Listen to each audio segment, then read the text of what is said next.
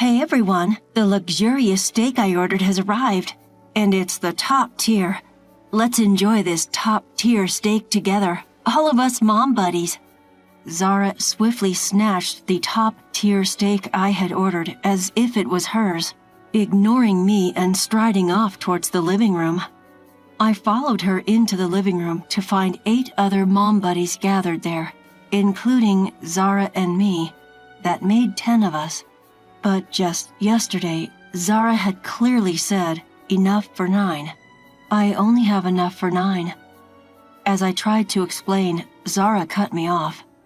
There are 9 of us mom buddies here, including me. You didn't seriously think you were one of us, did you? How stupid are you? But you said we were going to make up today. Who'd make up with you? You live in the lower floors. Do you really think you can stand on equal ground with me, living in the penthouse?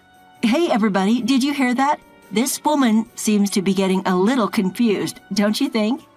Upon hearing Zara's words, the other mom buddies laughed along uncomfortably. No one dared defy tyrannical Zara. I see, so that's how it is. I'm not a mom buddy, so I'll be going now. You finally get it, huh? Your husband earns $3 million a year, while mine earns $5 million. Who would be mom buddies with a low-level woman like you? If that's the way she wants it, then I won't hold back anymore. Let's make it clear who's the one misunderstanding things. My name is Grace. I'm a working mom juggling a job alongside my duties at home. My husband has been a PC enthusiast since his student days and managed to strike it rich by creating a popular game. He was quite famous for a while, often featured in magazines, but those days are long gone. Now, with no hit titles and only a handful of employees, we're managing on a small scale. So lately, I've been working too, supporting our home along with my husband. We have a daughter, Arya, who is in the 5th grade this year. In a few years, she'll be a middle schooler and entering the tumultuous teenage years. So we moved from our previous apartment to a suburb renowned for its child-friendly community. In this new environment, we hope to turn over a new leaf and live happily with our daughter. But that hope was short-lived after we moved. Because in our new condominium lived the tyrant of the mom buddies. Her name is Zara. She resided in the penthouse of the same condominium where we moved to. She claimed to have been a model in a magazine in the past, which seems credible considering her stunning looks that could turn heads. But no matter how attractive one may be on the outside, what truly matters is what lies within. And despite her physical beauty, she turned out to be a vile woman inside. I felt this firsthand when I met her for the first time. This condominium was full of families like us, and I had heard that the mom buddies often gathered. In order to help my daughter, who had no friends after moving, I decided to actively participate in the mom buddy gatherings, and there I met her. Zara was the tyrant of the mom buddies, or rather, the condominium had a natural hierarchy based on the floor people lived on. So it seemed natural that Zara, who lived on the top floor, would be at the center of things. Zara's husband and my husband both head gaming companies. However, while ours was once a hit but now lies low-key, his is a roaring success. Her husband is the CEO of a company that creates blockbuster mobile games. Despite both our husbands running gaming companies, the disparity in our financial situations was stark. Hence, when I first greeted Zara, I said, "My husband and I both work." Zara replied with a sneer, "Work together? That just means your company is doing so poorly that you have to work, right?" Even in the era of mobile games, you're still making stuff that only works on old game consoles. How outdated, she said, like I was making a fool of myself. But that wasn't all. She loved to flaunt her husband's earnings, or more accurately, she considered the amount her husband earned as her status. "How much does your hubby make? Just to let you know, mine brings in $5 million. Well, for an outdated man like your husband, the earnings must be quite predictable. Well, we make around $3 million, I guess. What? Just $3 million? That's so pitiful. Well, I guess that's to be expected from someone living in the lower class. From this conversation, she seemed to have put me in the lowest rank. Perhaps this conversation was the trigger. From then on, she started bullying me and my beloved daughter, Aria. The defining incident was a birthday party. One day, I got a call from Zara. "It's my daughter's birthday coming up. I'd love for you and your daughter to come and celebrate with us. Don't worry, even though it's a birthday party, it's a very casual affair. Just make something homemade to bring. And as for the dress code, just wear whatever you usually wear to school. You too, feel free to dress casual." That's what she said. I believed her words. Little did I know that this was a trap to ridicule us. Then came the day of the party. Aria and I entered Zara's house and were taken aback. Everyone was all dressed up and no one brought any food. There were well-dressed children and their mothers. The table was full of what looked like expensive dishes. On the other hand, Aria and I were in our regular attire and had brought a container of homemade food. We felt out of place and wanted to run away from the embarrassing situation. "Oh my, look at you, dressed so shabbily. I thought I told you. It's a birthday party today, so dress up a bit. And yet, here you are, looking like this?" "Oh, I'm sorry. Maybe that's the best you can do with your outdated outfits." We had fallen into her trap. Everyone around us was laughing in sync with Zara. Sorry. It seems I misunderstood. We'll go change right away. Come on, Aria." I hurriedly said that and quickly left the scene. "Did you hear that? I misunderstood," she said. But seriously, what can you expect from someone who lives in a place like that? Zara's voice could be heard from behind. I struggled to hold back my tears. However, more shocked than me was, of course, Aria. She was laughed at by everyone at her friend's birthday party. "I hate this. Those people are not my friends." She even stopped going to school after that. I guess that's understandable. To think I was betrayed by someone I thought was a friend. From what I hear, Zara's daughter, who's in the same class as my daughter Aria, is quite the popular figure in school and seems to get away with being a bit of a bully. Aria, who just transferred schools, was putting her best foot forward to make new friends. She even recently shared some exciting news about making new friends. But who would have thought it would result in such a betrayal? Since then, Aria started pretending to be sick just to skip school.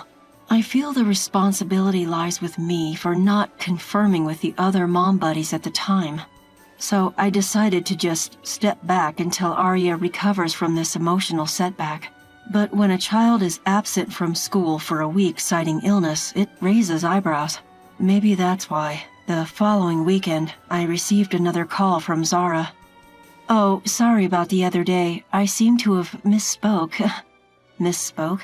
After what happened to Aria? Misspoke? You did that intentionally, didn't you? "Oh, my, why would you say such a thing? That's mean." "Well, never mind. Your daughter hasn't been coming to school since that day and people are starting to ask me weird questions. They are suspecting something might have happened at that birthday party. This is causing inconvenience. Let's make up quickly." It's astonishing how she can brush aside her wrongdoings and still make such a request. I came to really dislike this woman. But if things remain as they are, Aria might keep avoiding school indefinitely. If I swallow my pride and reconcile with this woman, maybe, just maybe, Aria will start going to school again.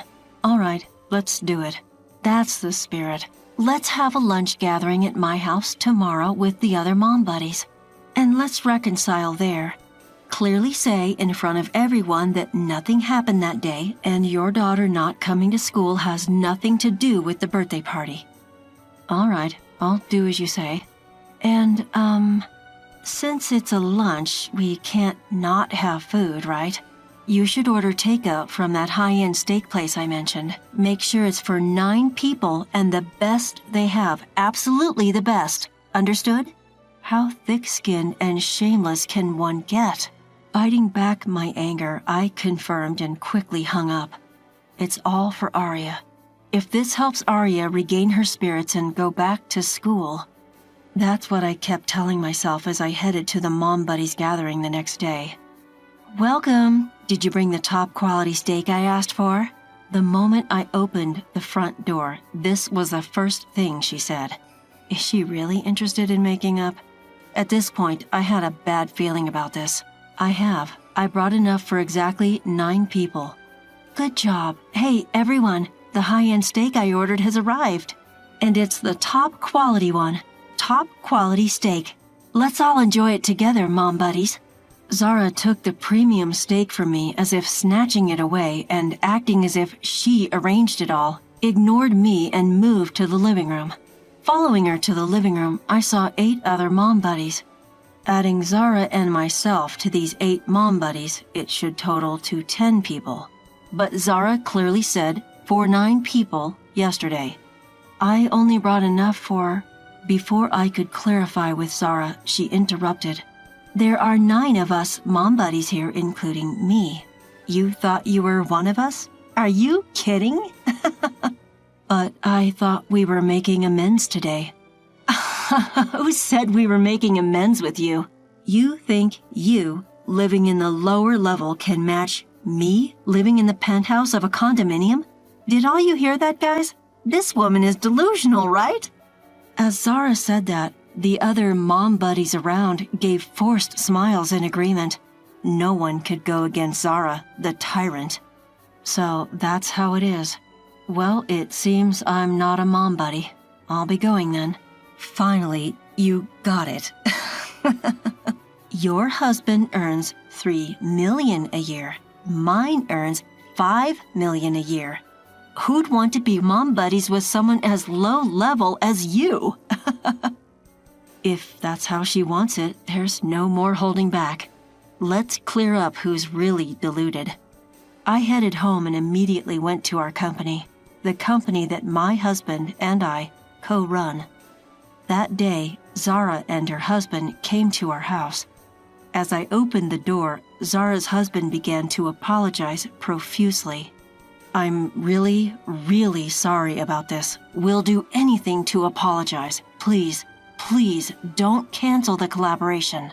Hey, you apologize too. It's all your fault. Why should I apologize to someone like... Shut up. It's all your fault. You see, the mobile phone game run by Zara's husband was scheduled to collaborate with the game character my husband and I hold the rights to in their next big campaign. Our game, once a hit and now quiet, still has a sizable fan base with new fan creations popping up regularly. My husband has been leading the development of a new game recently, while I manage collaborations involving our characters. It's no small business, and now it accounts for a substantial portion of our revenue. This is all thanks to our passionate fans who grew up playing our games and now pour lots of money into them as adults. Zara might not know, but the mobile game industry is highly competitive right now. The days when a game would sell just by being released are gone. That's why the mobile game run by Zara's husband was planning a collaboration with our game, which has a large and passionate fan base, to boost its recently declining sales. The campaign was quite a big deal, generating lots of buzz even before it started, and it seemed to have significantly boosted the stock price of Zara's husband's company. But that's in the past, because I canceled the contract. The news spread quickly, causing the company's stock to plummet. Complaints flooded in from users who had been eagerly awaiting the campaign, and even the shareholders started to criticize them. That's why Zara and her husband came to apologize, hoping to salvage the situation. But I have no intention of forgiving them. I don't know what to do. If Zara truly apologizes with sincerity, I might reconsider. What do you think, Zara? What? I have to apologize to you? Hearing this, it was Zara's husband who exploded. After all, the future of his own company depends on my mood. You've got to be kidding me. Can't you even make a sincere apology for me? Why should I? I refuse to bow my head to people living in such low places, making such meager earnings. That's enough. I'm divorcing you today. Why? Why should a high-class woman like me be divorced? Shut up, stupid woman. I don't need a woman who can't understand this situation. We're done. What? Suddenly, a storm broke out in front of us. But I can't help but think it serves her right. She was just a housewife, living happily without knowing about her husband's company, so it was bound to happen. A few days later, I naturally didn't undo the decision to end the collaboration with Zara's husband's company. Therefore, the stock price of Zara's husband's company plummeted, and he was pursued for responsibility and resigned as president. And as her husband had told her that day, Zara was divorced and kicked out of the condominium on the top floor. Well, it's only fair, as her actions led to the downfall of her husband's company. Without her status of the top floor condominium and her husband's income, Zara, like a tyrant banished from the pack, took her daughter and moved somewhere else, as if fleeing. Perhaps thanks to that, Arya, who hated going to school so much, is now happily attending. The other mom buddies apologized to me for what happened then. Apparently, everyone was too afraid to stand up to Zara. Everyone seemed to have been quite concerned about what happened. Now I'm having a great time with them as real mom buddies. There was a time when I wasn't sure what would happen, but it looks like I'll be able to live peacefully from now on.